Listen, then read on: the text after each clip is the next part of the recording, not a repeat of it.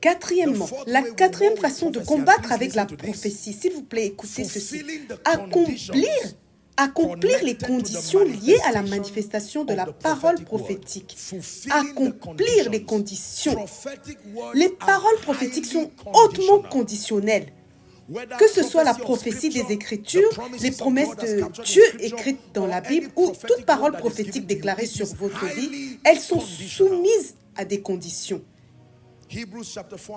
Hébreux 4, verset 2. Ils ont entendu la parole tout comme vous, mais la parole ne leur a servi de rien, parce qu'elle ne fut pas accompagnée de foi chez ceux qui l'entendirent. Chaque parole prophétique a une condition, et cette condition est aussi la stratégie pour sa manifestation. Lorsque Dieu vous dit de faire quelque chose, ou lorsque Dieu vous annonce qu'il veut que vous viviez une certaine réalité spirituelle, il y a une condition attachée à cette prophétie. Koinonia, voici ta destinée en Christ. Oui, Seigneur, mais voici les conditions. Tu dois élever la parole de Dieu au-dessus de toutes tes émotions, tes opinions et tes traditions. Tu dois permettre aux hommes de me voir en toi, en te soumettant pour me laisser croître en toi. Oui, Seigneur, tu dois honorer le ministère du Saint-Esprit. Oui, Seigneur. Tu dois marcher selon la loi de l'amour. Oui, Seigneur. Tant que tu marches selon ces principes, aucun démon des ténèbres ne pourra te renverser. Mais regardez bien ce qui se passe. Beaucoup de gens se contentent de dire « je ne tomberai pas ». Mais une parole prophétique ne peut s'accomplir sans l'accomplissement des conditions. Deutéronome 28, il est écrit « tu écoutes attentivement la voix de l'Éternel, ton Dieu ». Écoutez, tout commence avec la voix de l'Éternel, ton Dieu. En observant et en mettant en pratique tous ces commandements que je te prescris aujourd'hui. Pas juste observer, pas juste souhaiter. Alors, l'Éternel, ton Dieu, te donnera la supériorité sur toutes les nations de la terre et toutes ces bénédictions viendront sur toi et t'atteindront, à condition que tu accomplisses ce qui est requis. S'il vous dit de voir, écoutez ce qu'il vous dit d'autre. S'il vous dit, va au réservoir de Siloé, ne restez pas assis à dire, mais Dieu, tu as le pouvoir de me guérir sur place. Cette instruction est la clé du miracle. Il est écrit, tel donne libéralement et il devient riche, tel autre épargne à l'excès et il ne fait plus s'appauvrir. Ne vous plaignez pas du manque d'augmentation tant que vous n'êtes pas un donneur. Vous êtes dans la désobéissance. L'esprit de pauvreté et de gaspillage a un accès illimité dans votre vie. C'est la vérité.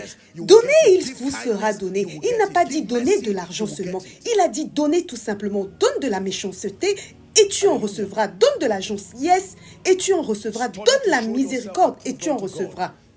Étudie pour te montrer approuvé devant Dieu un ouvrier qui n'a pas à rougir. Si tu vois la honte dans ta vie, c'est que tu es en train d'utiliser la paresse pour accomplir cette prophétie. Alors, quelle est la solution? La diligence. Appliquez-vous d'autant plus à affermir votre vocation et votre élection. Il a dit une parabole pour montrer qu'il faut toujours prier et ne pas se lâcher. Priez sans cesse. Quelqu'un est-il dans l'affliction qu'il prie? La prière est la condition pour mettre fin à l'affliction.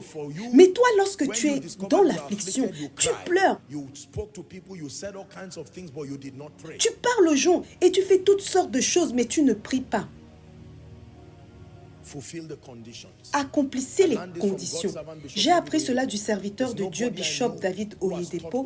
Il n'y a personne que je connaisse qui ait enseigné l'obéissance aussi puissamment que lui, ainsi que Papa Copeland.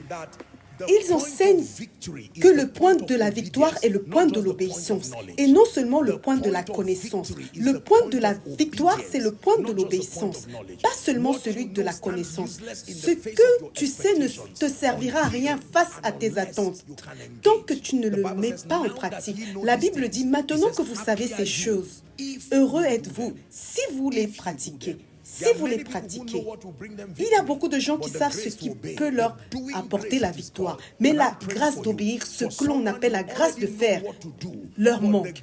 Et je prie pour quelqu'un ici. Tu sais déjà quoi faire. Tu sais que la prière produit la puissance, mais tu n'es pas un homme de prière. Tu sais que la connaissance donne la fortification et la confiance, mais tu es paresseux. Tu sais que le don attire l'augmentation, mais tu ne donnes pas. Tu sais que l'amour ne faillit pas, mais tu marches dans la haine. Tu sais que tout ce qui n'est n'est pas issu de la foi ne peut pas glorifier Dieu. Mais tu vis dans l'incrédulité. Tu sais, mais la grâce de faire n'est pas là. Tu dois obtenir la grâce de faire. Obtiens la grâce de faire. Obtiens la grâce de faire.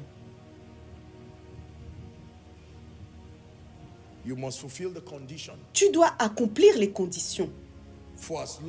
Aussi longtemps que nous continuerons à accomplir les conditions liées à la croissance de l'Église, à l'excellence telles qu'elles sont révélées dans les Écritures et dans les instructions spécifiques que Dieu a données à ce ministère, il n'y aura aucun risque de déclin. Peu importe la nation, les résultats sont prévisibles. Ils sont programmables parce que dès que l'obéissance est en place, les résultats sont garantis. Les principes spirituels ont la même valeur dans chaque nation. Peu importe la nation, l'obéissance est l'obéissance. C'est l'archevêque Benson Idahosa qui a dit « Un lézard au Nigeria ne deviendra pas une antilope en Amérique. C'est toujours un lézard. Un lézard, où qu'il soit, reste un lézard et fonctionnera comme un lézard. De la même manière, un gagnant au Nigeria est toujours un gagnant en Amérique. Un gagnant par la parole reste un gagnant pour toujours. Un vainqueur par la politique ou par les sentiments peut devenir un perdant juste en traversant la frontière. Un gagnant par la parole reste un gagnant pour toujours. Est-ce que vous croyez cela? S'il vous plaît, recevez la grâce pour l'obéissance. Ne prenez pas cela à la légère. Recevez la grâce d'obéir. Apôtre, ce que je veux, c'est la puissance. Alors montre-moi ta vie de prière. Montre-moi la profondeur de ta soif de Dieu. Montre-moi ton appétit pour la parole. Montre-moi ton honneur pour les hommes de Dieu qui portent l'onction. Si tu es zéro dans ces domaines, oublie la puissance. Est-ce que vous comprenez cela maintenant? Apôtre, je veux bâtir une grande entreprise. Très bien. Montre-moi ta passion pour la connaissance, pour un mentorat structuré. Montre-moi ton appétit pour la sagesse, ta capacité à surmonter la persécution, la douleur. Montre-moi ton sens de la vision et de la discipline. Si tu es zéro dans ces domaines, tu ne bâtiras rien de grand dans ta vie. C'est aussi simple que ça. Ne désire pas seulement les résultats. Il y a des conditions attachées à ces résultats. Apôtre, je veux la faveur dans ma vie. Combien de messages sur la faveur as-tu écouté? Comment as-tu pratiqué les prières qui attirent la faveur? La faveur est la moisson. As-tu semé les graines qui produisent la faveur? As-tu manifesté la faveur et la gentillesse envers quelqu'un d'autre? Est-ce que tu es une personne de valeur? La faveur répond à la faveur. As-tu maîtrisé les lois des relations? Si tu es zéro dans ces domaines, oublie la faveur. Elle restera une simple confession dans le vide. Voyez-vous pourquoi beaucoup de déclarations dans l'Église ne se manifestent jamais? Parce que nous ignorons les conditions. Je prie pour vous que la grâce de ne pas seulement entendre, mais aussi de comprendre comment appliquer ces principes à votre vie et de les engager de tout votre cœur. Que cette grâce soit sur vous maintenant. J'ai entendu par la bouche du serviteur de Dieu, le bishop David Oyedepo, qu'il demandait au Seigneur comment faire croître l'Église.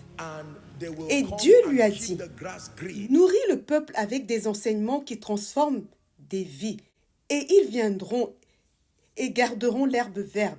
Ils ne viendront pas seulement pour repartir aussitôt. Ils viendront et ils s'allongeront là. Sommes-nous ensemble? C'est tellement vrai. Personne ne quitte ce qui fonctionne. Personne.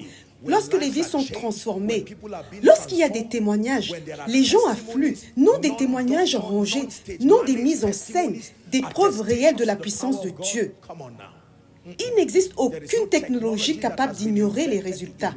Lorsque vous voyez des résultats prévisibles, constants, cela prouve la maîtrise. Mais la maîtrise elle-même est le produit de loi. La Bible dit celui qui lutte pour la maîtrise ne peut être couronné que s'il lutte selon les règles. Si vous êtes en train d'apprendre, dites Amen. Allez retourner et demander qu'est-ce que Dieu a dit concernant vos finances. J'insiste sur les finances car c'est un domaine qui affecte beaucoup de gens. Pendant de longues années, nous avons prévenu le corps de Christ qu'il faut faire attention aux questions d'économie parce que les jours viendront.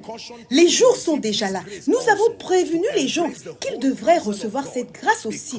Embrassez tout le conseil de Dieu car vous devez être équilibré. Les jours viennent où l'absence de finances peut troubler votre concentration, votre attention, votre destinée. Certains ont écouté, d'autres n'ont pas écouté.